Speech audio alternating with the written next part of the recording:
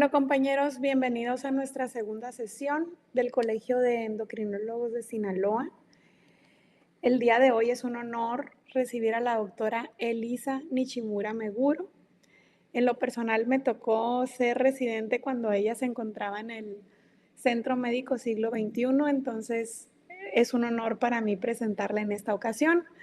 Dentro de su gran trayectoria, la doctora tiene la especialidad de endocrinología por parte de la ULSA, y esa la realizó en el Hospital de Especialidades. Realizó la subespecialidad de endocrinología pediátrica en el Hospital de Pediatría en el Centro Médico Siglo XXI. También tiene una maestría en ciencias. Está certificada obviamente por el Consejo Mexicano de Endocrinología. Fue jefa de servicio de endocrinología pediátrica en el Hospital de Pediatría del Centro Médico Siglo XXI y durante esos 14 años de su mandato también fue profesora titular de la subespecialidad de endocrinología pediátrica. También ha sido presidenta tanto de la Sociedad Mexicana de Endocrinología Pediátrica, es también socio emérito de la Sociedad Mexicana de Nutrición y Endocrinología, así como también ha participado como secretaria y tesorera en el Consejo Mexicano de Endocrinología. Entonces, tiene una larga trayectoria. Además, tiene en su larga trayectoria 29 capítulos de libros y 40 artículos publicados relacionados con su especialidad. Así que, pues, es la más indicada para darnos este tema, que es un tema que sabemos que le encanta, doctora, y sobre todo como es un capítulo mixto, pues a todos nos queda, ¿no?, el tema de desarrollo sexual diferente y su transición al cuidado en la vida adulta. Entonces le cedo la palabra y la escuchamos con gusto. Muchas gracias, doctora Fajardo. Gracias por la invitación. Buenas noches a todos. Vamos a hablar efectivamente del desarrollo sexual diferente y su transición al cuidado en la vida adulta.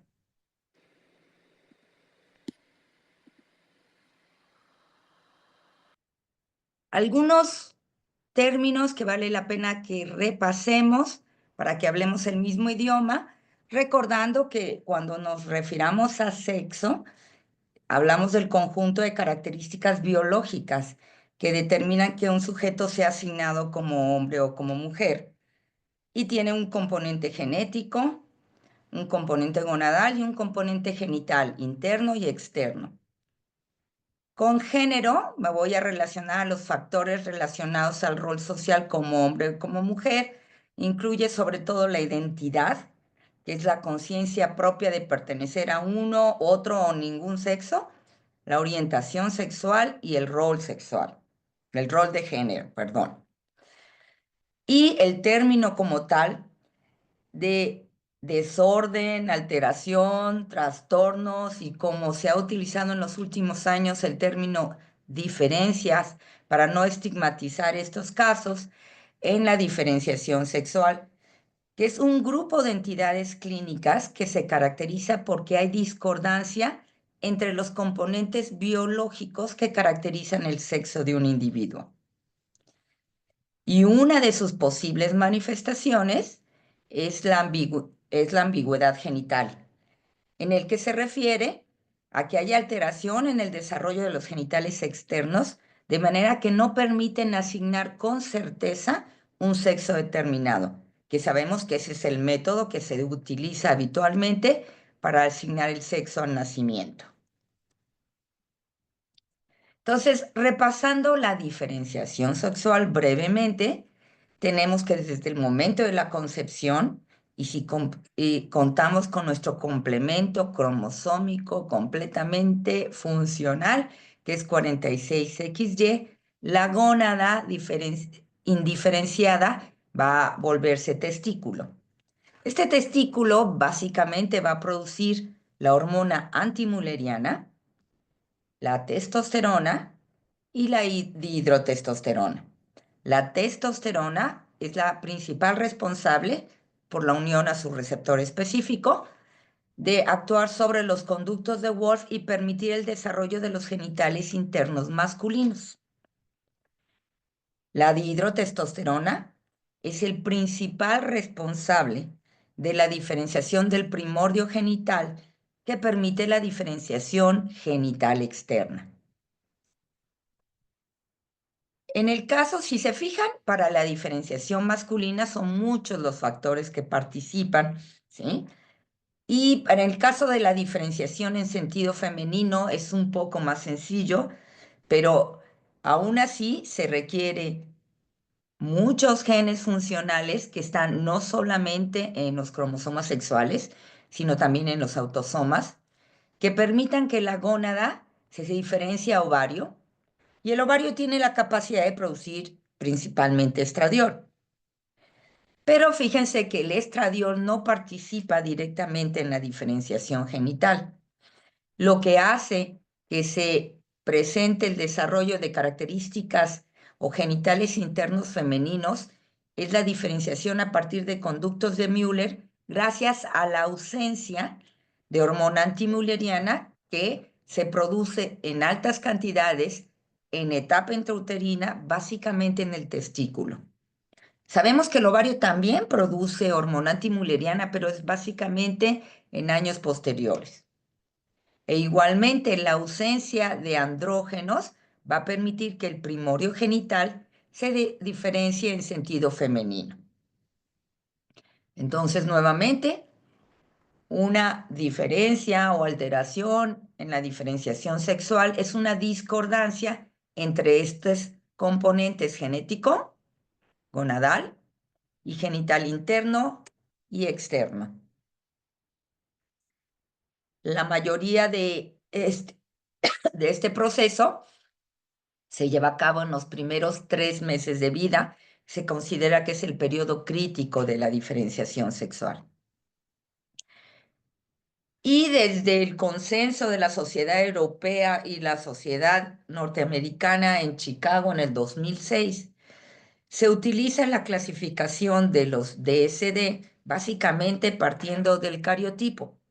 Entonces empezamos con que hay 3 grupos: el grupo de DSD con 46XY, el grupo de DSD con 46XX y el DSD relacionado con alteraciones en los cromosomas sexuales. Pero como pueden ver, bajo un mismo cariotipo se pueden presentar diferentes alteraciones por diferentes mecanismos, ¿sí? Entonces puede haber el clásica disminución en la síntesis de andrógeno con un testículo pues aparentemente íntegro, o puede haber resistencia parcial o total a estos andrógenos, o una deficiencia selectiva en la acción de la hormona antimülleriana, o el testículo puede estar pobremente diferenciado o nulamente diferenciado, o tener alteraciones estructurales aisladas. Lo mismo sucede para el grupo de DSD46XX. Entonces, bajo este cariotipo puede haber diferentes condiciones de enfermedad. Y en el DSD, en el grupo relacionado a cromosomas sexuales, tenemos sobre todo el 45X, que es el síndrome de Turner con todas sus variedades, el 47XXY, que es el síndrome de Klinefelter, y el 45X, 46XY o el XXXY, que se pueden manifestar como disgenesia gonadal mixta o TDS ovotesticular. Insisto, vean ustedes cómo la condición como ejemplo, la condición de TDS ovotesticular puede tener una alteración o un cariotipo con diferencias en los cromosomas sexuales, o puede tener un cariotipo 46XX o puede tener un cariotipo 46XY. De hecho, el cariotipo más frecuentemente encontrado es el 46XX. Y bueno, no nos vamos a detener mucho en el cuadro clínico. Quisiera enfocarme cuál es el objetivo en la transición a la vida adulta. Entonces, ustedes saben que existen múltiples manifestaciones porque hay múltiples causas de DSD. Obviamente nos llama la atención la presencia de alteración genital externa, que puede ser mínima o puede ser tan importante para producir ambigüedad genital, pero esta no es la única manifestación del DSD, Puede haber alteraciones fenotípicas o alteraciones en el desarrollo de componentes diferentes del genito urinario. Puede haber gónadas palpables o hernias inguinales en un recién nacido aparentemente femenino. Acuérdense que los ovarios no tienen por qué palparse, ¿sí? Gónada que se palpa hasta que no se demuestre lo contrario, tiene algún grado de tejido testicular, ¿sí? Puede haber criptorquidia bilateral, microorquidia, estructuras mullerianas en un paciente aparentemente desarrollado en sentido masculino, pubertad precoz, perdón, pubertad isosexual ausente o incompleta, o pubertad heterosexual. Me estoy refiriendo a un desarrollo de caracteres sexuales secundarios diferente del sexo asignado.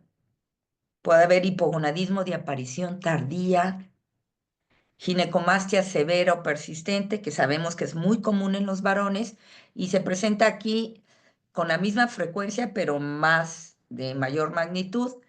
Puede ser por amenorrea primaria, incluso la primera motivo de estudio puede ser por infertilidad, o incluso hay algunos criterios como ciertas cardiopatías que ya obligan a descartar de entrada algunas desórdenes o diferencias en la diferenciación sexual, como en el caso del síndrome de Turner.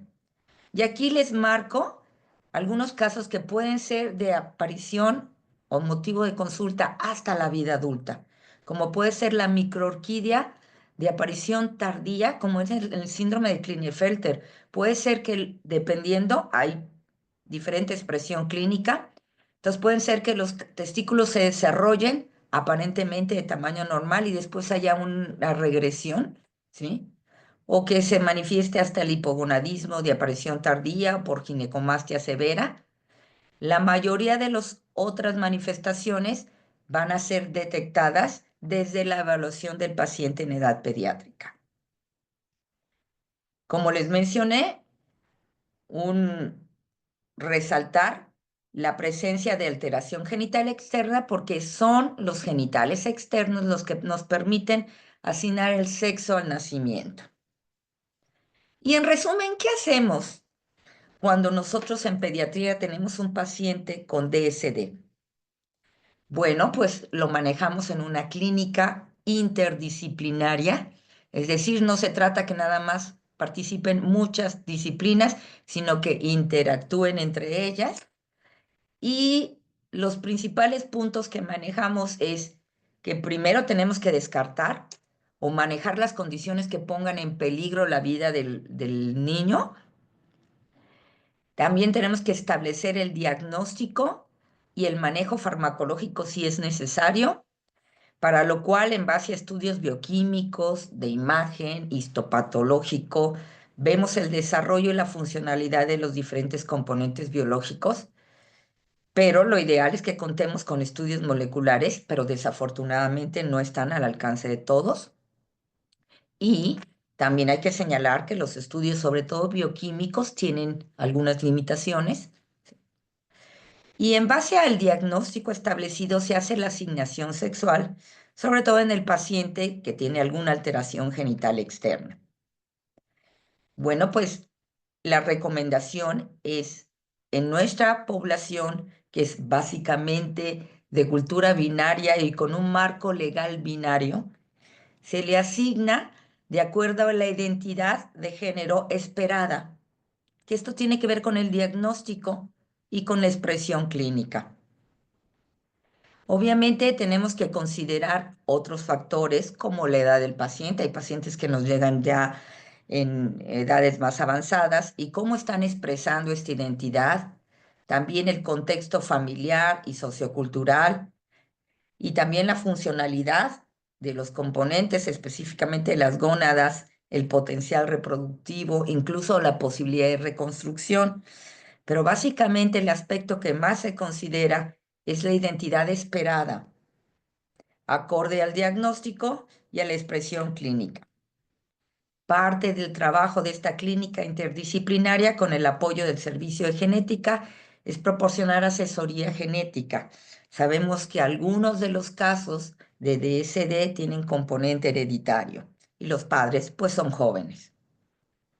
Muy importante la participación de salud mental en el manejo de la incertidumbre, las diferentes etapas como el duelo, la culpabilidad, el rechazo, el manejo de una condición crónica y sobre todo el manejo de un paciente o de un hijo que tiene alteración genital.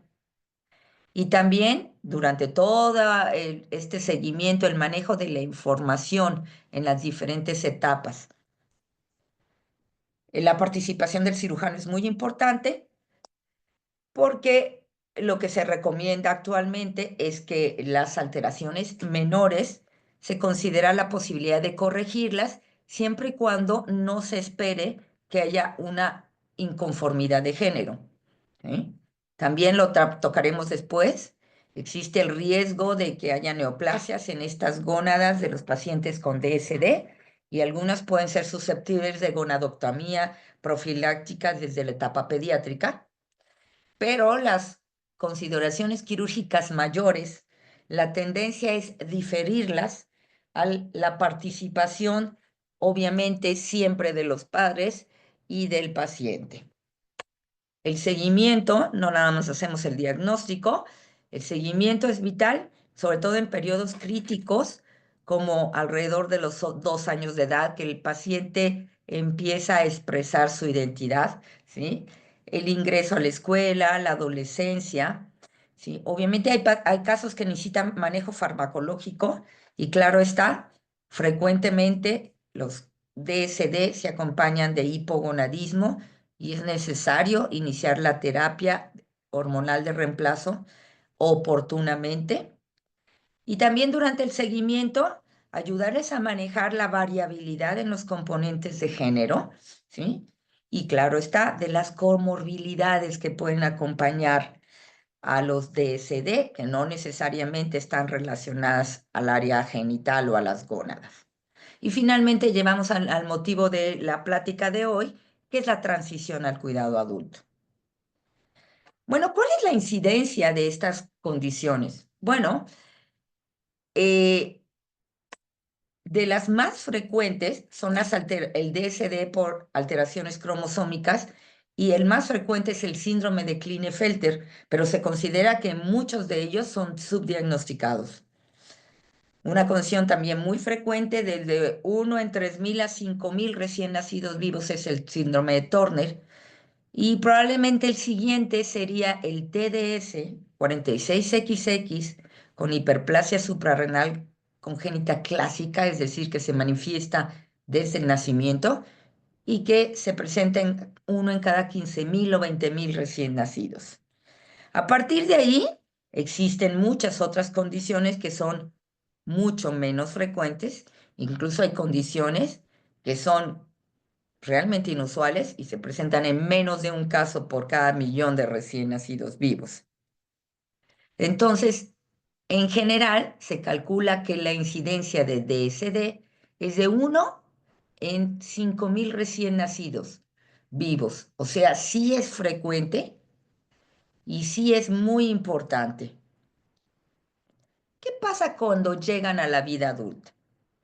Bueno, el adulto con DSD tiene una visión diferente, sus objetivos y sus necesidades también son diferentes de la población pediátrica. Para fines prácticos ha terminado su crecimiento y desarrollo físico y ya cuenta con autonomía legal y de toma de decisiones. Por otro lado, tenemos algunas limitaciones desde el punto de vista que puede haber diferencia en el acceso a servicios médicos. Puede ser que si no trabajan, que si estudian, que si tienen acceso a tal o cual servicio médico y las comorbilidades que pueden acompañar algunos casos de DSD van a persistir. E incluso hay algunas comorbilidades que no se manifiestan en etapas pediátricas. En el grupo de adultos hay realmente pocos grupos interdisciplinarios que puedan continuar con el seguimiento de un paciente con DSD y por lo tanto hay una alta tasa de abandono de tratamiento. Entonces, este periodo de transición entre el cuidado del endocrinólogo pediatra y el endocrinólogo de adultos no es el momento único de como tal, de la transferencia del paciente, sino es un periodo dinámico que inicia incluso años antes de que el paciente pase por completo al cuidado adulto. E igualmente necesita la participación de múltiples especialistas. De ahí la necesidad de que el paciente adulto con DSD idealmente también debía de ser manejado en forma interdisciplinaria y, pues como sucede generalmente en pediatría, alguien coordine esta atención interdisciplinaria, generalmente va a ser el endocrinólogo. Obviamente no podemos tener la competencia de atender todas las necesidades, pero sí podemos coordinar esa atención. Entonces, ¿por qué es importante esta transición? Porque se espera que todos los casos SD lleguen a la vida adulta y la mayoría de ellos no reciben la atención especializada interdisciplinaria y la tasa de abandono de tratamiento es muy alta, sobre todo en la terapia hormonal de reemplazo. La asignación sexual temprana, que es la que se utiliza habitualmente, ¿sí?, sobre todo para fines legales, se acompaña de inconformidad de género que se manifiesta desde la etapa de la adolescencia o antes, incluso en la adultez temprana, en general en el 15 al 20% de los casos. La tendencia en los últimos años es diferir la cirugía estoy hablando a nivel genital, al consentimiento del paciente, sobre todo si se espera que pudiese haber inconformidad de género, porque ahorita vamos a ver que es más frecuente en ciertas condiciones. También se tiende a diferir esta cirugía porque la mayoría de las cirugías son electivas, no ponen en peligro la vida, siendo muy estrictos y obviamente se pueden complicar. Pero hay algunos aspectos, ¿sí?, como la posibilidad de neoplasia gonadal, la terapia hormonal de reemplazo, algunos aspectos quirúrgicos como la gonadectomía profiláctica de no haberse realizado, el riesgo cardiovascular o la búsqueda de la fertilidad, que son aspectos básicamente del cuidado adulto. Y recordar que hay comorbilidades diferentes de la genitourinaria que pueden ser secundarias al tratamiento, ¿sí?, o primarias, es decir, una condición con la cual se nace, ¿sí?, que pueden persistir o exacerbarse en la vida adulta. Entonces, ¿cuáles son los componentes esenciales para la atención integral, tanto pediátrica como adulto? Bueno, que los participantes de este equipo interdisciplinario deben tener la capacidad de reconocer la variedad, la complejidad y la individualidad en una atmósfera de aprecio y de aceptación, favorecer la comunicación con un lenguaje sensible y respetuoso y darles tiempo, empoderamiento y aliento a los pacientes para que con el manejo interdisciplinario se traten los aspectos biológicos, explicando la afección, ¿sí?, los médicos y los relacionados con el género. Muy importante el asociamiento psicológico que promueva la comunicación en el entorno familiar, social, de pareja, apoyar la toma de decisiones, la aceptación del desarrollo de cada persona y evitar las decisiones impulsadas por las emociones. Entonces hablamos de que el grupo de DSD abarca más de 30 condiciones en que la severidad y el número de componentes afectados, por decirlo así, puede ser diferente y existe una posibilidad inmensa. Entonces puede haber diferentes grados de diferenciación gonadal, de alteración genital interna y externa, de comorbilidades, de producción de hormonas involucradas, de componente hereditario, de riesgo de neoplasia, sensibilidad hormonal, pronóstico de fertilidad, variación en componentes de género y otros factores más que hacen que no sea fácil que podamos hablar de una recomendación general que abarque todas las causas de DSD. Pero bueno, de los tres principales grupos de la clasificación, que es la habitualmente utilizada desde hace más o casi 20 años, ¿sí? Entonces, el cuidado adulto, que inicia obviamente con la transición, ¿sí? Tiene que cuidar todos estos aspectos, pero en forma individualizada. No todos los pacientes, eso lo sabemos, son iguales. Entonces, empecemos con las generalidades de salud mental. Bueno, aquí tenemos que cuidar la transición del frecuente paternalismo pediátrico al cuidado de adulto. Siempre se quejan los de adultos que los pacientes están muy consentidos, que todo lo hacemos por ellos. Bueno, entonces hay que ayudarles en esta transición. Hay pacientes que también tienen alteraciones en el desarrollo psiconeurológico y puede ser que la transición la diferamos algunos años. Y acuérdense finalmente que la edad cronológica no necesariamente es sinónimo de madurez. Hay que apoyar al paciente y su familia en el contexto social y cultural, ya dijimos, en el manejo de la información y toma de desarrollos, y vigilar que su desarrollo psicosocial, psicosexual y calidad de vida sean las mejores. Siempre recordando que la satisfacción del paciente, de sus componentes de género, sobre todo de la identidad, es el objetivo final. Que el paciente esté contento o de acuerdo con con su propio cuerpo. Si es necesario, es útil referirlos a grupos de apoyo que tengan una condición similar, ¿sí? Y podemos ser que lo necesitemos referir específicamente a un especialista en salud mental. Acuérdense que los componentes de género, que dijimos identidad, orientación y rol de género, están afectados por varios o se están determinados por varios factores. Entonces, entre ellos, el factor hormonal, principalmente la exposición temprana o inútero a andrógenos, el fenotipo, ¿sí? Y aquí también, sí, perdón, esto del componente lleva con el factor genético, porque se ha visto que ya hay diferencias, desde antes que se produzcan hormonas, ya hay diferencias en los cerebros masculinos y femeninos. También influye el fenotipo, la crianza, factores socioculturales y otros factores que no tenemos bien definidos, pero como comentamos, el factor en el que desde hace muchos años se le da mayor importancia es el factor hormonal con la androgenización temprana. De hecho, se reporta que el grupo de pacientes con DSD presentan inconformidad de género en la vida adulta, en general, en aproximadamente el 15% de los casos. Pero esta inconformidad de género, ¿sí?, es diferente de acuerdo a la condición.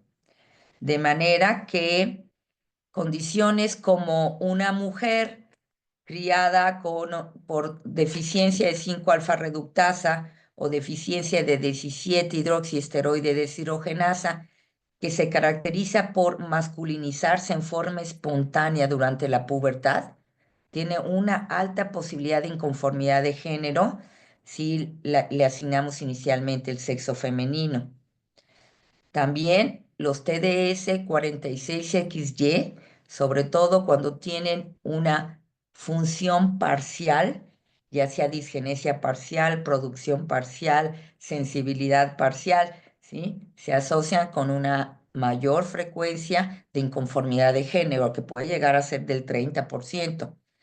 Y hay condiciones que tienen muy baja frecuencia de inconformidad de género, como en el caso de las mujeres con hiperplasia suprarrenal congénita, que están ligera o moderadamente virilizadas, o los casos con resistencia total a andrógenos, o los casos con disgenesia gonadal pura, que recuerden que es cuando ambas gónadas, ninguna cumple criterios de ni de ovario ni de testículo y no son funcionales.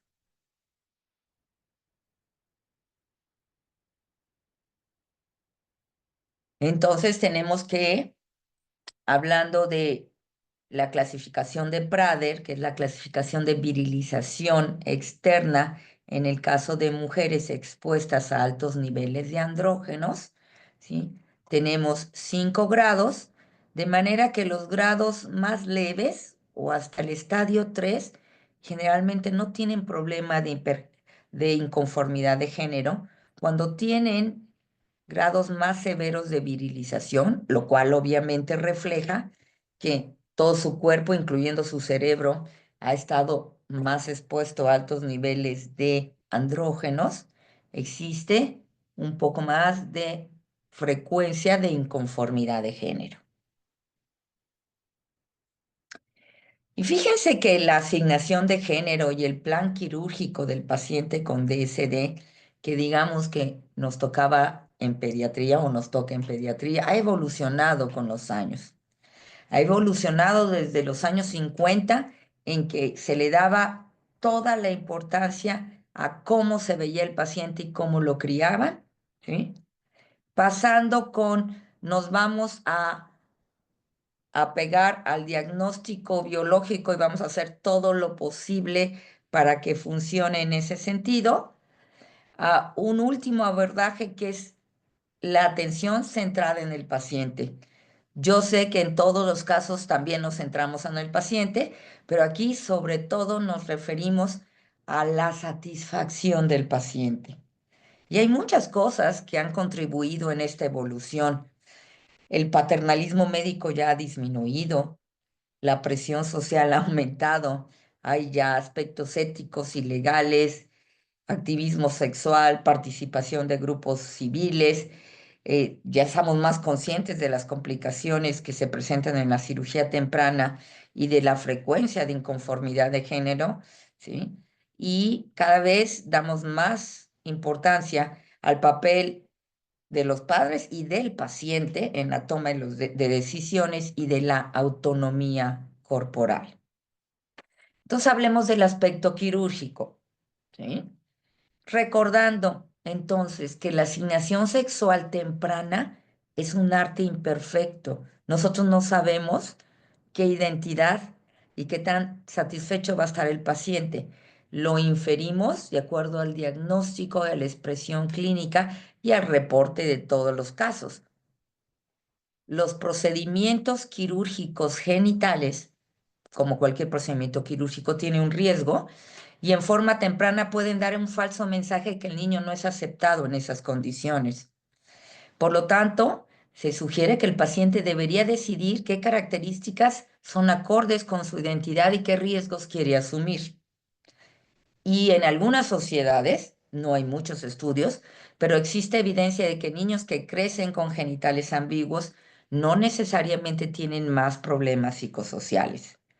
Por lo tanto, en el paso o en ya el paciente con DSD en la vida adulta, puede ser que necesite la participación del cirujano en la corrección de complicaciones de las cirugías tempranas o en las cirugías reconstructivas, digámoslo así, de acuerdo a lo que decide el paciente. Puede ser que también necesitamos su participación en las gonadotomías profilácticas o incluso terapéuticas en caso de una neoplasia. Y también algunas lesiones cutáneas o tumores como los mielolipomas que necesitan en ocasiones la extracción quirúrgica.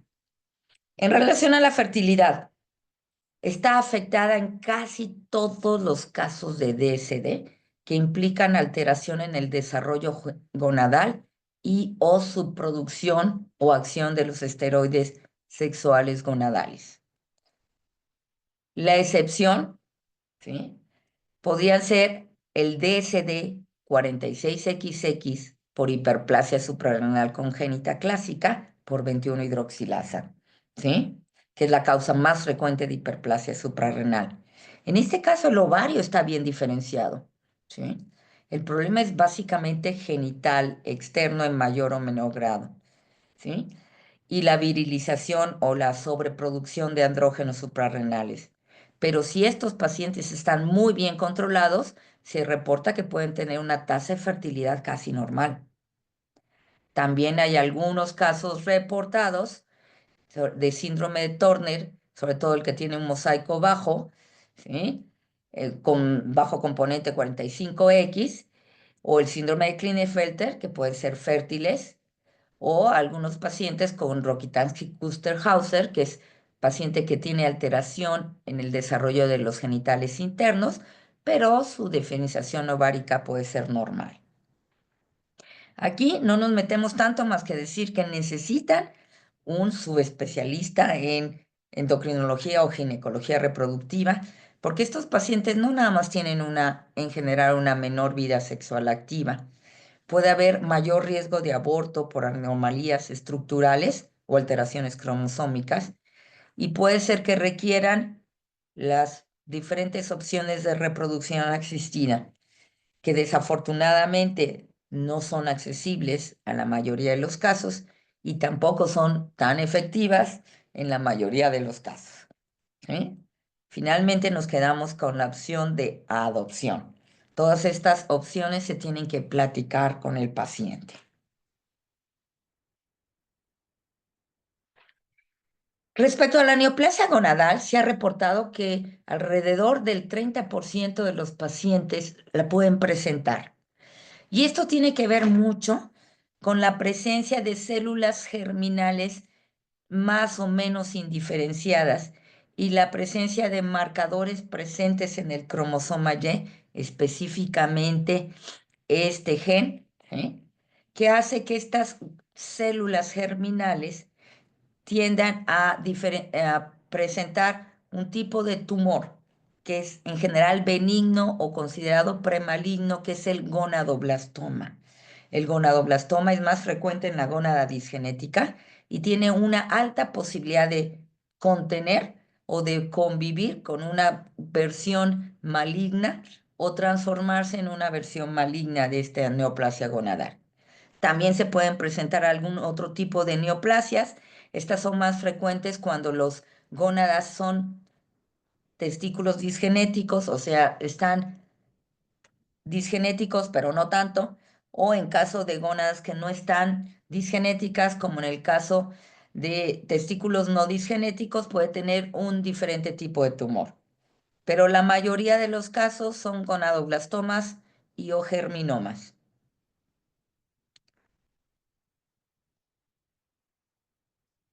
¿Qué paciente con DSD tiene riesgo de presentar estas neoplasias? Bueno, el riesgo de la neoplasia tiene que ver mucho con el diagnóstico. Y entonces aquí tenemos que el riesgo es mayor mientras, en general, si hay cromosomas Y o componente Y. Si se fijan, por ejemplo, el Turner, que tiene mosaico con un componente Y, también tiene riesgo de presentar una neoplasia. Es más frecuente cuando, aparte de este componente Y, se asocian con diferentes grados de disgenesia. ¿Sí? Pero no nada más tiene que ver como tal si el componente Y o el grado de diferenciación, sino también otros aspectos como la localización de la gónada, como la edad del paciente, ¿sí? Y otros factores que no conocemos. ¿Para qué sirven las gónadas?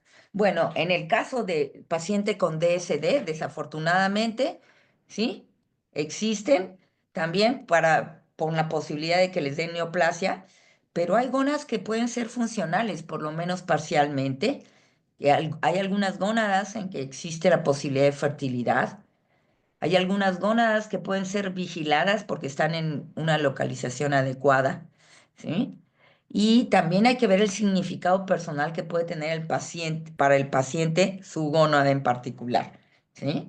Entonces, considerando todos estos factores, pero básicamente es el riesgo de la neoplasia, en muchos de los pacientes en estas condiciones se les ofrece gonadectomía profiláctica, la cual se puede hacer, ya sabemos, desde las etapas pediátricas, ¿sí? Y entonces, pero el riesgo sobre todo es básicamente a partir de la finales de la segunda década o principios de la tercera década de la vida. Entonces puede ser que a ustedes, adultos, les lleguen muchos pacientes que todavía tienen la gónada y que tienen riesgo y que se tiene que tomar la decisión de una gonadectomía profiláctica, porque si no, ¿sí? Si mi paciente ya tiene masa palpable, si ya tiene dolor, si tiene marcadores bioquímicos o a veces pueden ser funcionales, esto ya es una gotomía terapéutica. El problema de la neoplasia o de la gónada en riesgo es que no tenemos marcadores bioquímicos, ¿sí? Para detectar a este paciente, ¿sí? Ya cuando tenemos alteraciones en el ultrasonido, alteraciones clínicas o funcionales, básicamente es sin duda indicación quirúrgica y la posibilidad de neoplasia es muy alta. Respecto al riesgo cardiovascular, el principal efecto es secundario al hipogonadismo, pero puede haber comorbilidades cardiovasculares primarias, o sea, no, que, con las cuales son parte de la enfermedad, principalmente en los TDS cromosómicos, Turner y Klinefelter, ¿sí? Puede haber mayor frecuencia de síndrome metabólico de sus componentes, tanto por el hipogonadismo, ¿sí? Como por las alteraciones cromosómicas, como por el manejo de glucocorticoides en la hiperplasia.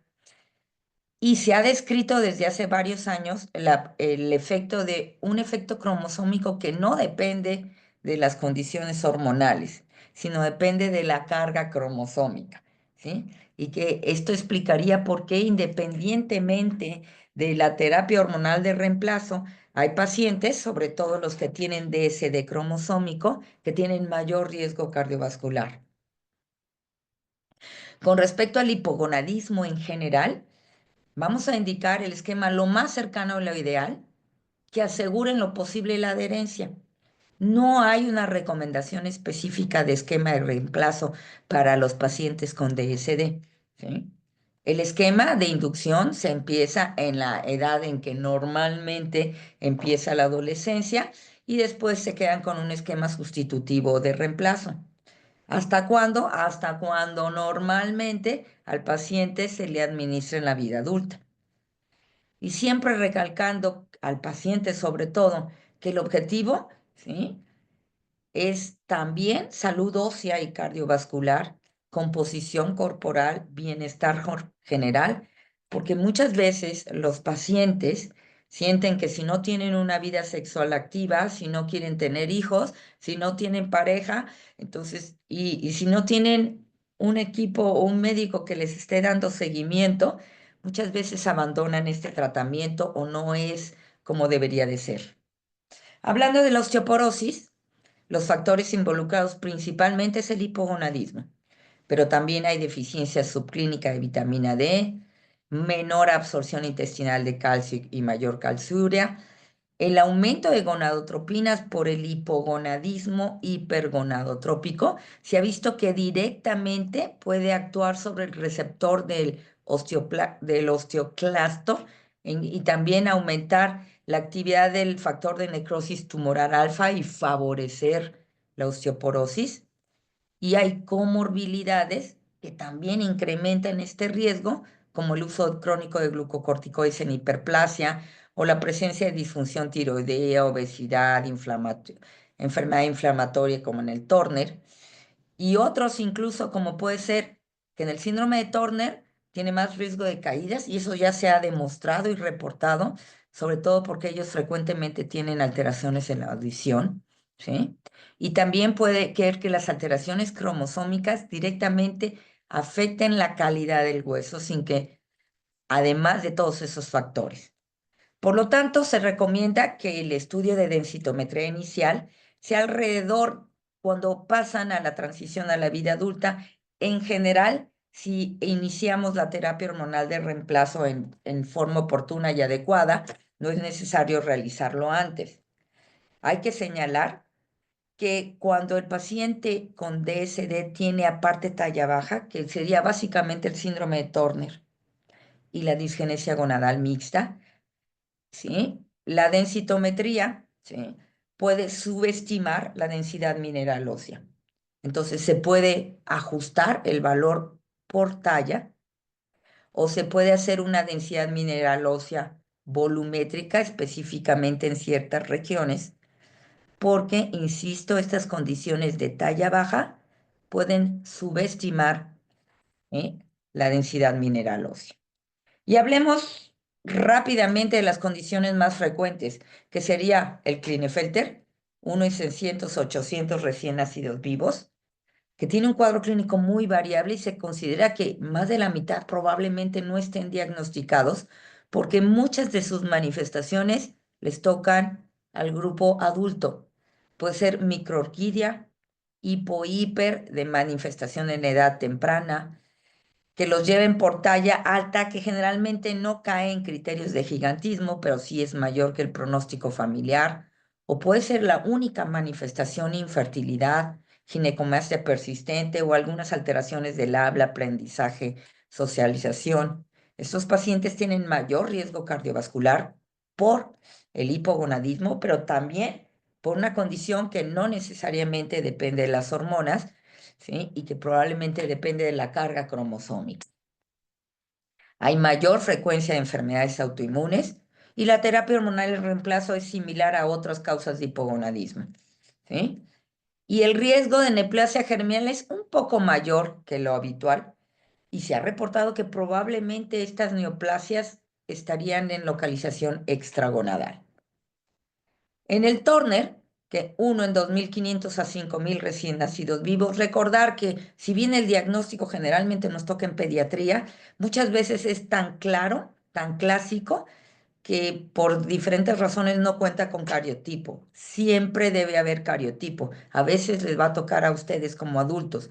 Y lo ideal es que por lo menos sea de 30 células, ¿sí? Porque se reporta que puede haber alrededor del 12% con mosaico, ¿sí?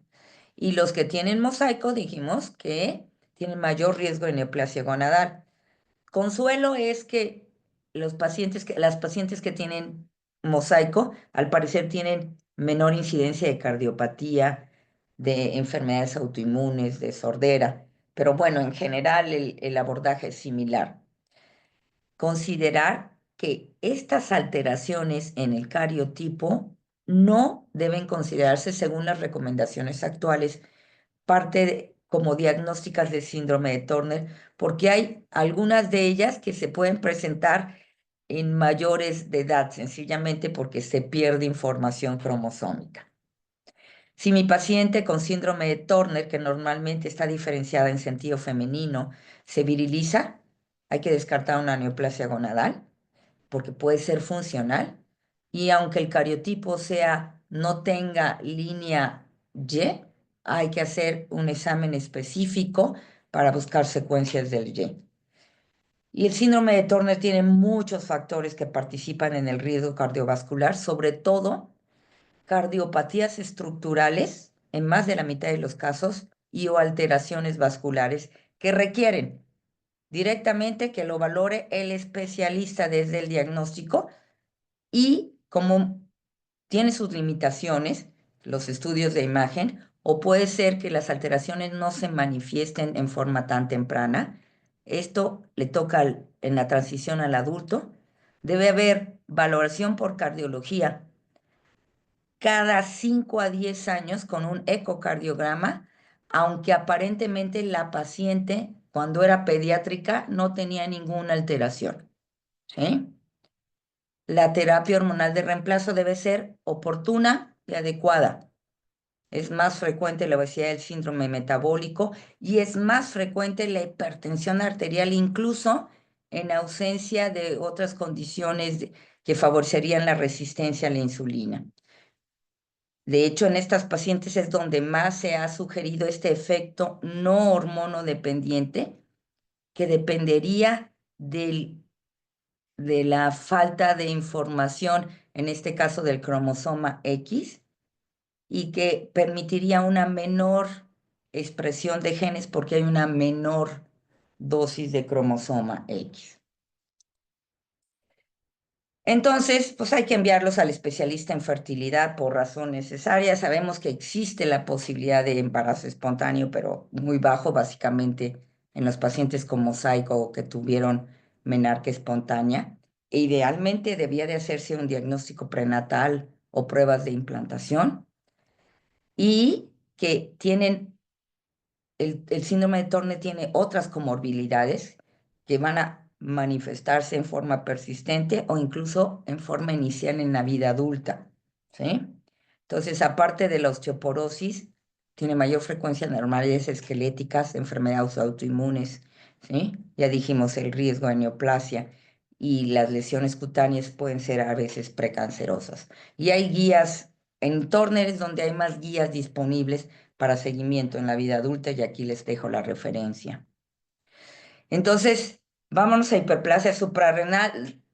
Doctora Fajardo, dime si me puedo seguir o me quedo aquí y nos vamos directo a las preguntas. Sí, yo por mi parte sí puede seguir, doctora, no hay problema, no sé, yo creo que los compañeros están de acuerdo. Ok, muchísimas gracias. Yo creo que De ya me acuerdo. falta poquito, ¿sí? Pero así me voy incluso más rápido. Entonces hablamos de los más frecuentes, Klinefelter, Turner, y vámonos con hiperplasia, la que se manifiesta desde el nacimiento. Y sabemos que hay varias enzimas cuya deficiencia puede dar hiperplasia, pero la más frecuente es la 21-hidroxilasa, ¿sí? En el más del 90% de los casos, que produce disminución en la síntesis de cortisol, en mayor o menor grado de aldosterona e hiperandrogenemia de origen suprarrenal. Entonces, la hiperplasia suprarrenal congénita clásica por deficiencia de 21-hidroxilasa va a dar DSD, o sea, discordancia entre los componentes, básicamente por virilización de los genitales externos en la mujer. Siendo muy estrictos, la hiperplasia suprarrenal congénita por 21-hidroxilasa en el hombre no es causa de DSD, puesto que no hay discordancia entre los componentes del sexo. El problema, ¿sí? Es que el esquema sustitutivo supresivo del paciente con hiperplasia suprarrenal, que pretende no nada más sustituir, sino suprimir la ACTH, es imperfecto. Eso sí nos toca a nosotros. Es muy fácil sub o sobretratar. Y es imperfecto porque la dosis que se requiere generalmente es suprafisiológica, porque muchas veces en pediatría no tenemos la hidrocortisona oral o la fluocortisona, ¿sí? Porque hay diferencias individuales en los requerimientos, en la tasa de conversión, en la sensibilidad, pero afortunadamente desde el diciembre del 2024 la FDA aprobó un nuevo medicamento que se llama Crinecerfont, que es un inhibidor selectivo del receptor de CRH y está aprobado para su uso en mayores de 4 años. Lo malo es que probablemente falta mucho para que nosotros en México lo veamos plasmado en la realidad. Entonces vean cómo puede haber consecuencias tanto si lo trato de más como si lo trato de menos. Y muchas de esas consecuencias, la verdad, pues les van a llegar también en la vida adulta. Nosotros nos ocupamos de la talla, ¿sí? Que generalmente va a estar afectada aproximadamente menos 1.3 desviaciones estándar, pero si se me pasa el tratamiento, pues tienen manifestaciones, digamos así, de hipercortisolismo, pero si es insuficiente va a tener hiperandrogenismo de origen suprarrenal y múltiples consecuencias. Por lo tanto, cuando les llega una mujer adulta con hiperplasia suprarrenal congénita clásica por deficiencia de 21-hidroxilasa, se van a enfrentar con que puede tener diferente grado de alteración genital externa o puede haber complicaciones de la cirugía temprana, que generalmente tienen alteraciones en la vida sexual activa, en la autoestima, en la socialización, pero pueden ya utilizar esquemas de tratamiento más amigables, no tan estrictos, ¿sí? En la vida adulta. Y existe, como habíamos comentado, la posibilidad de fertilidad si el paciente está muy bien controlado, que no es fácil, ¿sí? Y en general, si la paciente está embarazada y tiene hiperplasia, la indicación es no usar dexametasona. Se puede usar cuando no está embarazada, ¿sí? Y sí, sabemos que se puede usar si sabemos que el feto está afectado, pero solo bajo contexto de investigación. ¿sí? Hay tumores de restos suprarrenales que están sobreestimulados por la ACTH en ovario, pero son muy raros. Por las dosis que maneja de glucocorticoides también aumenta el riesgo cardiovascular. Ojo, transición a la vida adulta, también en pediatría. La recomendación general es evitar un esquema de sustitución anticircadiano, es decir, una mayor dosis vespertina para favorecer la supresión de ACTH, porque esto se ha visto que aumenta el riesgo cardiovascular. El descontrol crónico, que se asocia con ACTH elevada, se asocia con ciertos tumores como los mielolipomas suprarrenales, aproximadamente en el 20% de los casos, generalmente entre la tercera y quinta década de la vida, o sea, les toca a ustedes, más en los hombres que en las mujeres, no son funcionales. Y la sintomatología y la indicación de cirugía es si hay efecto de masa. Entonces, generalmente no son tan grandes y no hay una recomendación específica de escrutinio. Y solo mencionarles que si bien en el varón con hiperplasia suprarrenal congénita por deficiencia de 21-hidroxilasa no se considera DSD, pues también es muy común este padecimiento y les va a llegar y pueden tener restos suprarrenales testiculares y que son muy frecuentes y pueden comprometer en forma muy importante la fertilidad. Estas se manifiestan por masa palpable o por dolor o por azospermia obstructiva, incluso hasta franco hipogonadismo hipergonadotrópico. Y el problema es que cuando ya se presenta tan avanzado, la cirugía no sirve para nada y tampoco es reversible. Entonces, les toca también en la vida adulta que un paciente con hiperplasia esté lo mejor controlado posible.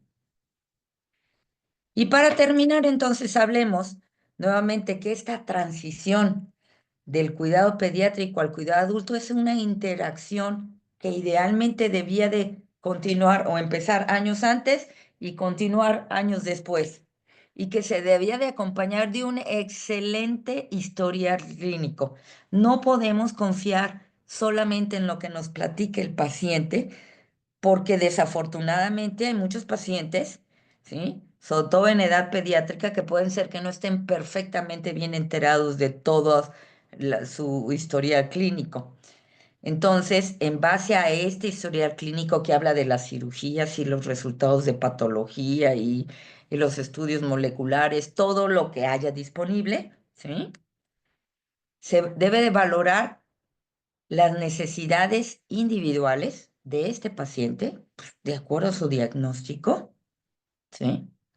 Hay que completar o reforzar la información. Las recomendaciones que nosotros en pediatría la demos desde años antes, de acuerdo a, sobre todo a la petición del paciente, y que prácticamente la información debe estar completa en relación a todas las características de su enfermedad, ¿sí?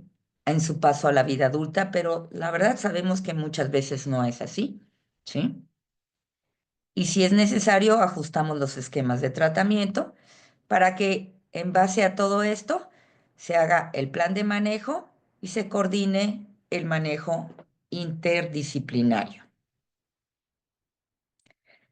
Sabemos que no es fácil que en la vida adulta haya un grupo interdisciplinario de manejo, pero yo creo que si empezamos con que nosotros los endocrinólogos sabemos la importancia de que haya un coordinador, digámoslo así, que esté pendiente de todos estos aspectos y que pueda, a lo mejor en forma no tan interactiva como pudiera ser al diagnóstico, pero sí pueda estar coordinando el manejo de las diferentes áreas involucradas.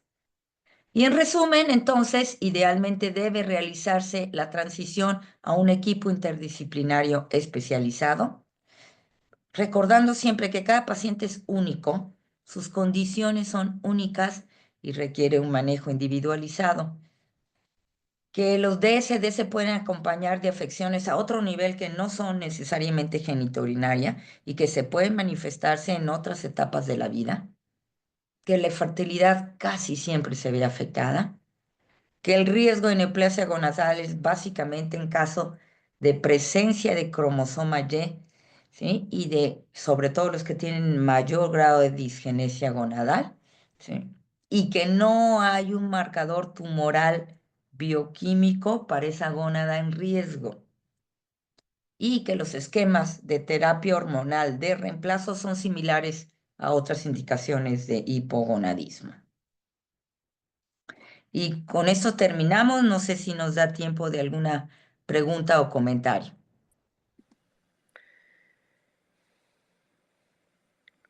Bueno, ¿Sí?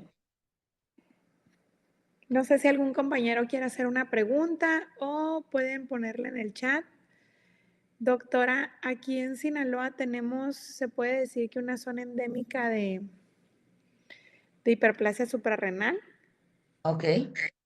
Entonces, es una comunidad que, pues, por bajos recursos socioeconómicos, muchos no acuden a consulta, abandonan el tratamiento cuando no tienen, cuando pierden su derecho a biencia, ya sabe la historia de siempre.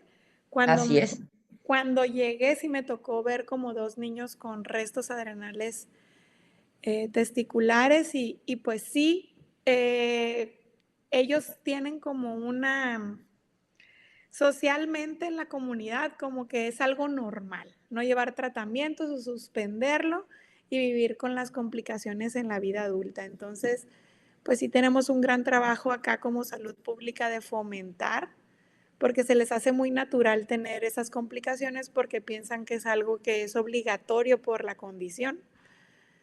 Entonces sí esta plática, pues espero los haya orientado mucho a los compañeros también y no sé si también tengan algún comentario, alguna otra cosa que quieran. No, y efectivamente porque existen opciones terapéuticas, no Así tienen es, por qué resignarse y claro está, empezaría desde el consejo genético, ¿verdad? ¿Sí? claro, Entonces, si es una población endogámica, pues ya existe la posibilidad de que no necesariamente tengamos que perpetuar el problema, ¿no? Pero exacto. sí, de hecho, si en la población, en algunas poblaciones o en general se reporta que la posibilidad o la frecuencia de portador de hiperplasia es bastante alta, generalmente son de mutaciones no clásicas, o sea, más leves, pero aún así es de 1 en 60. Imagínense en su población o si lo más probable es que no haya fertilidad porque están muy mal controlados, pues vaya, se están autocontrolando, ¿sí? Claro, Y yo creo que se vale si es tu decisión, pensada, ¿no? Pero eso de me dejo así, me resigno porque creo que eso es mi historia natural, pues por lo menos tienen que saber que no necesariamente es así. sí. Cristian, ¿quieres hacer un comentario? Ah, sí, sí, sí, mucho gusto, doctora, como siempre, escucharla. Justo respecto a lo que nos acaba de comentar de la transición y de todo lo que decía del paternalismo de los pediatras, justo acabo de tener un caso, bueno, lo tengo todavía, es una niña con síndrome de Turner, que 97% de su cariotipo es 45X, pero tiene un 3% de 46XY. Entonces, pues obviamente yo me ataqué, me puse como muy intenso de no, se tienen que ir las gónadas, no las podemos dejar ahí, porque aparte yo me di cuenta, ella la teníamos como una monosomía, pero hizo una pubarca muy temprana. Y les dije, yo necesito saber qué está pasando aquí. Le hicieron un fish y salió ahí, encontramos el cromosoma, ya hicimos un cariotipo más bueno y encontramos el porcentaje. Ya se le hizo Ah, una resonancia. La verdad es que pues está completamente, no hay ovarios, obviamente, nada, ni estrías, pero el papá no quiere, no ha querido que le quitemos las gónadas porque él se puso a leer que hay fertilidad en algunas niñas con Turner. Ya hablé mucho con él de que eso es extremadamente raro en el contexto específico del cariotipo que ella tiene, y que pues prácticamente por la forma en que las gónadas, pero no han querido, y la verdad yo sí me puse muy ansioso porque le decía, es que a mí se me hace muy difícil vigilar cómo vamos a estar presentando que vaya a ser algo maligno, porque es muy difícil, porque bioquímica e imagenológicamente es muy difícil detectarlo. Pero ellos no han querido y pues todavía la niña está pequeña, tiene 7, entonces les dije, bueno, vamos a ir viendo, pero justo lo que usted comentaba, muy probablemente vayamos a enfrentarnos cada vez más a casos de este estilo en los que nosotros vamos a tener que ser más expectantes y ya en la vida adulta, cuando ellos tengan más control de sus decisiones y tengan que llevar un seguimiento, se pueda detectar todo esto. Sí, a veces me voy a meter en un poquito en un área controversial que es a veces la toma de decisiones, ¿no? Por ejemplo, hay algunos estudios de ciertas poblaciones en que los pacientes dicen, híjole, a mí me hubiera gustado que hubieran tomado la decisión por mí, porque si me lo dejan a mí, pues no, ¿sí? Ujú. Entonces, y como les comenté, hay muchas funciones de la gónada. A veces, digamos así, está como de adorno, pero esa función puede ser muy importante para el paciente, ¿sí? Entonces, a veces hasta que no le demostremos que efectivamente, pues no sirve, y que nada más sirve para una neoplasia, ¿sí? Entonces, el hecho de tener, por ejemplo, la pubarca prematura puede ser o nada más de origen suprarrenal, pero si la gónada disgenética produjera andrógenos, obviamente no significa necesariamente que es un tumor maligno, pero obviamente sí implica la necesidad de gonadectomía. Digamos que tienes tiempo, pero efectivamente vas a tener que demostrarle a los papás con el tiempo de para qué sirve, ¿no? Y Sí, porque no, ya cuando lo detectemos es porque ya tiene una neoplasia. Ya no es profiláctico, sino ya es terapéutica. Pero sí, es un problema que nos presentamos desde pediatría, porque puede haber neoplasias desde pediatría, ¿sí? Pero, por ejemplo, ahora la tendencia es que si el riesgo es bajo, vamos a dejar que la gónada la dejamos si es funcional para que por lo menos me permita un desarrollo espontáneo parcial. Y eso psicológicamente es útil. El paciente me dice, no, que no me funcionan bien, no puedo tener hijos, no me funcionan bien los ovarios, pero me desarrollo espontáneamente. Eso psicológicamente es importante, pero siempre tenemos que ver junto con el riesgo y siempre recalcando que eso no quiere decir que va a servir para los demás ni que la vamos a poder usar todo el tiempo. ¿Ok? Así es. sí, doctora, muchas gracias. Sí, Cristian. Muy bien, no sé si no hay alguna otra pregunta. Y Sí, pues, doctora, ¿así? perdón, sí. Adelante. ¿Qué tal, doctora? Buenas noches. Hola, Julio. ¿Cómo está? Muchas gracias Bien, bien, por su gracias. charla. Doctora, dado que, bueno, nos expuso quizás pues un mundo ideal del el Así que es. quisiéramos que pudiéramos tener estas interacciones entre pediatría, endocrinología adultos. ¿Usted recomendaría que la mayoría de estos o que estos pacientes fueran evaluados en unidades médicas de alta especialidad por todas las características que se requieren de todo ese equipo multidisciplinario?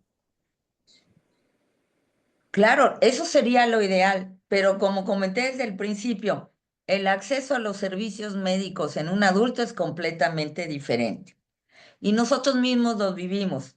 ¿Queremos mandar a un paciente ya a la a adulto? No, ya tiene el diagnóstico, ya nada más que le den las hormonas, ¿no? Sí, Entonces no es tan fácil, tiene que seguir una serie de procedimientos, por lo que si bien sí es lo ideal, pero incluso en países primermundistas, estas sí, clínicas interdisciplinarias para el adulto no son tan comunes, ¿sí? ok, Entonces, yo lo que veo más en la realidad es lo que comenté al último, que ustedes como endocrinólogos de adultos que reciben estos pacientes, ¿sí? Estén conscientes que tienen que coordinar este manejo, ¿sí? No nada más que el paciente busque por su cuenta cómo tener hijos y que decida qué hacer o no hacer, ¿sí? Y coordinar este manejo, incluso si lo vemos así, pues hasta de buscar o tener su equipo más o menos experto, ¿sí? Para que el paciente tenga idea de a quién acudir, ¿sí? Yo creo que eso es lo más cercano a la realidad, pero obviamente tenemos siempre que hablar de lo ideal, lo que debía de ser, y a partir de ahí lo más que nos podamos acercar. ¿Sale? Claro, e idealmente pues formar los equipos Sí. quizás en los segundos niveles, o sea, Emergentes ahí. Pues quizás sí, sí, exacto, porque digamos ahí siempre se lo voy a mandar al mismo urólogo, siempre se lo va, sí, de entrada Para que haga vamos, su curva. para ándele, que, nos vamos subespecializando y le damos seguimiento, ¿no? Me entero de qué le dijo, cómo le dijo, y es imposible, en serio, me puse a leer las montones de recomendaciones que hay específicamente, por ejemplo, para cardio en síndrome de Turner. No, imposible, eso le toca al cardio, ¿no? Yo Sí, quisiera pensar que un cardio, cuando le llega un paciente con Turner, pues se va a poner a leer qué buscarle específicamente. Eso es lo que yo quisiera, ¿no? Porque incluso tiene ciertos criterios diferentes. No sé, voy a hablar de, a lo mejor digo una barbaridad, pero por decir algo del diámetro de la valva, ¿sí? Que pueden ser diferentes si el paciente tiene Turner, ¿no? Para decidir cierto manejo. Entonces, obviamente, no podemos nosotros abarcar todo, pero pues sí podemos ir buscando si quién es el más especializado o quién le echa más ganas. Porque para los padecimientos, los tres que les mencioné, porque son los más frecuentes, pues precisamente son los que tienen más aspectos diferentes que cuidar, fuera de la terapia hormonal de reemplazo y la cirugía o la fertilidad. sí, claro. Y ni hablar, pues tratar de formar los equipos probablemente en los segundos niveles y pues ahí, pues con el liderazgo del endocrinólogo, creo que entre nosotros Yo siento que sí. no Ajá. hay problema, por decirlo así. Generalmente el endocrinólogo está muy al pendiente de la Ujú. mayoría de los elementos que usted nos comentó que están alrededor de este tipo de pacientes, pero que sí se requiere trabajar con con eso. con otras disciplinas y que muchas de las veces en esas otras disciplinas pues no existe pues el conocimiento, la capacitación o la actitud muchas veces para Ujú. poder hacer Así es. Porque la la actitud debe ser en interacción. todos, no nada más en el coordinador, ¿no? Sí, claro. Sí, sí, Ujú. sí. Sí, pues muchas gracias. Pues ojalá esa No, sería gracias. la Gracias, moraleja, es Julio. muy buena actitud y buscar Así es, tratar de cómo acercarnos lo hacerlo, más que se pueda. sí, Me pidieron hablar de lo que debíamos de hacer, la de las últimas recomendaciones, por lo menos saber que eso es lo que le debemos de tirar, ¿no? Y sí, Así yo es. podemos, te digo, hacer mucho con coordinar nosotros y estar pendiente de que el paciente haga lo que debe hacer o lo que necesita hacer. Yo creo que ya de veras es bastante. Así sí, es. claro.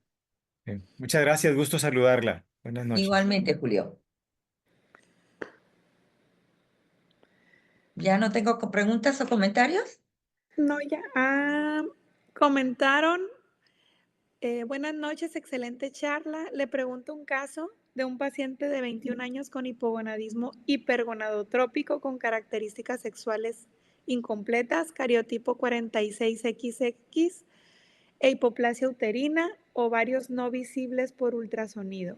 Se, se plantea diagnóstico de disgenesia gonadal pura. Ha sido difícil manejo ante la negación de los padres y un seguimiento muy pobre. Apenas una vez al año y se recomienda iniciar inmediatamente tratamiento. No, dice, no, apenas una vez al año y se recomienda iniciar inmediatamente tratamiento y luego complementar estudios por los riesgos asociados a largo plazo. Hizo 3 preguntas al final. Ok, obviamente tenemos que establecer el diagnóstico.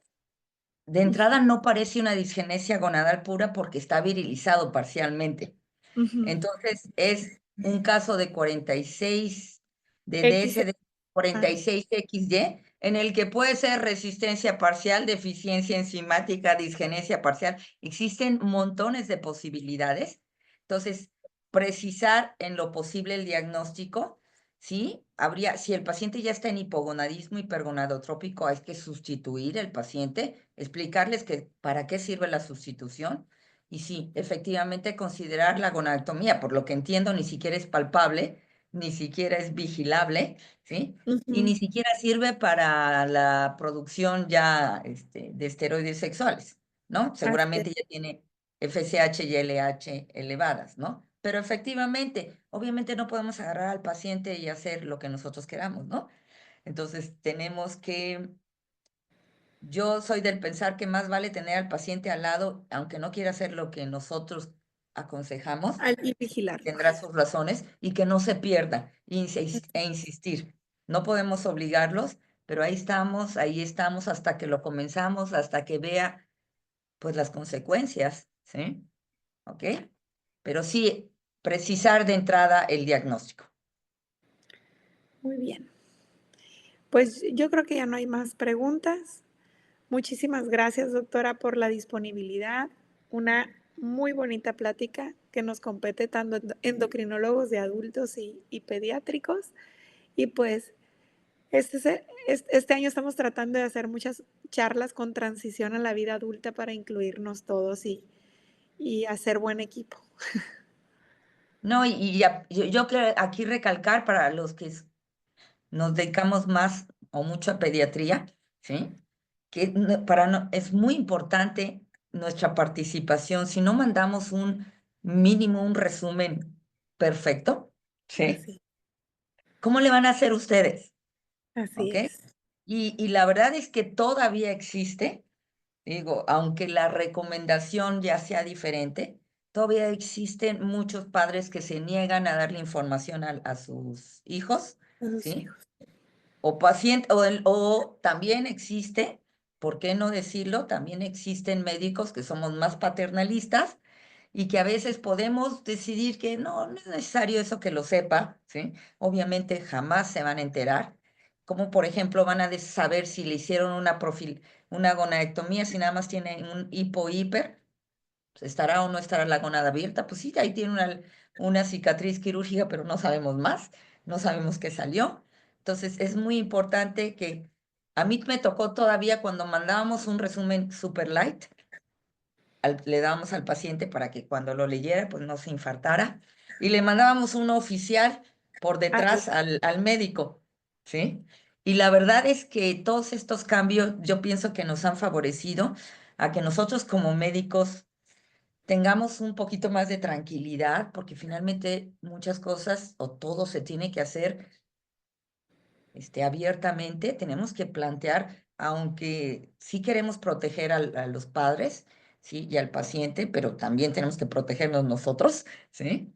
Entonces también tenemos que abrirnos y claro, hay momento para todo, ¿sí? No es que voy a sentarme y decirle al paciente de kinder qué es lo que tiene, sino el paciente va a ir preguntando la razón de sus estudios, de la cirugía, o si va a poder tener hijos. Hay que decirle cuál debe de ser la realidad, la verdad, ¿no? Así es.